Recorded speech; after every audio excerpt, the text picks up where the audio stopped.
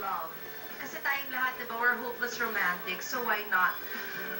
About 2 to 3 weeks ago, nag-guest dito ang first PGT grand winner na si Jovit at na-reveal niya sa atin na in love pala siya ng bonggang-bongga. So, please welcome.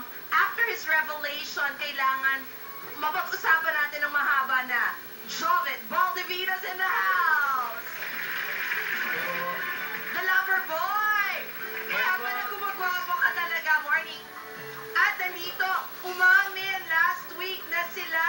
They're a sweet and loving couple from Pinoy Dream Academy. Lizelle and Bugoy! Morning po! Morning po. First boyfriend si Bugoy! Talagang hinintay ang isa't isa.